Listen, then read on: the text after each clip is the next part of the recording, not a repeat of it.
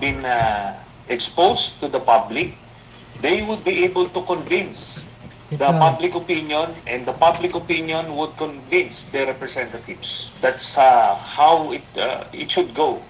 Kasi hindi pa nga natin nakikita yung ebidensya, may hatol na sila. Di ba? So, kami, confident kami na itong ebidensya na ipepresenta ay makakakumbinse ng taong bayan at ng mga mambabatas. Sir, on top of the impeachment, you've also led the filing of complaints sa Office of the Ombudsman, sir, di ba, kay Vice President Duterte on graft, plunder, and malversation.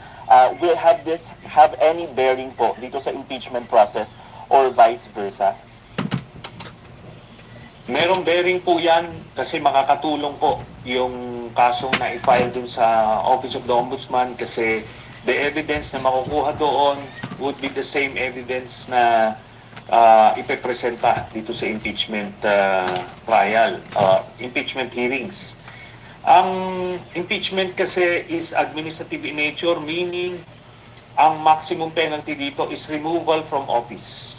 Yung ombudsman case, that would lead to a sandigan bayan charge kung tutuloy doon, at pagka nasentensyahan doon ay pagkakulong ang penalty. Okay. Senator Sonny, sabi niyo nga po, no, the public opinion will have a weight dito po sa kung paano i-approach ng mga mambabatas itong panibagong impeachment complaint laban kay Vice President Sara Duterte. Round 2 na nga po, sabi ni former Congresswoman Castro. But I just want to also ask, meron po kayong apprehension or concern na medyo nag-iba na rin po yung political climate sa mababang kapulungan? Because of course, nung una po, madali na ipasa yung impeachment complaint kay Vice President Duterte. But this time, do you see na ito po ay medyo magiging challenge? Ganito kasi, Tristan, with the new Supreme Court ruling, hindi na yung pwede yung express mode na ginawa nung panahon nung impeachment ni ERAP, nung impeachment ni Corona, na dire-diretso na wala ng hearings. Ngayon, kailangan nang magkaroon ng hearings.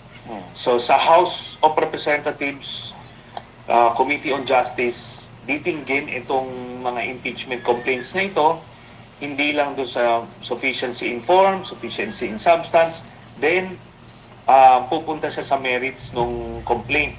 So dito ngayon i-discuss sa House pa lang, iimbestigahan, then pagkatapos niyan, saka pa lang doon sa dulo, doon pa lang magde-decide yung Kongreso kung itatransmit nila o hindi.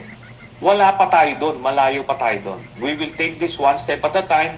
Again, pag lumabas itong mga ebidensya na ito, liliwanag yan. Liliwanag sa mga kababayan natin na ubod ng kurakot ni Sara Duterte, marami siyang nilabag na batas, marami siyang krimen na ginawa, at hindi siya karapat-dapat maging Vice President ng ating bansa. Pagka ganyan na ang prevailing public opinion, masisway yung mga mambabatas natin. Okay. Ganun po yun. Hindi pa natin, sir, pwedeng masyadong pag-usapan, no, kung paano mapuprove itong mga basis or yung grounds na for impeachment kay Vice President Duterte, no? Like, anong mga documents would suffice to convince the lawmakers na merong grounds? Nakita naman na natin yung mga spurious documents or spurious liquidation methods na ginawa nila Sara Duterte doon sa pag-clear nila ng confidential funds. Doon pa lang, maliwanag na yon. Yan ay mga Mary Grace Piatos and other fictitious names. So yan, ginawa nila yan. At ito, meron tong basis kasi nung siya ay mayor, ganun na yung kanilang modus. Sa Davao pa lang. Kaya may pattern of behavior, may establish yan. Okay. Mga COA documents ito, official documents ito, na galing mismo kina Sara Duterte. Tapos, ito nang ultimately yung mabigat, yung bank documents na noong ko pa nilabas, ito ay kinonfirm ng ombudsman, at ngayon,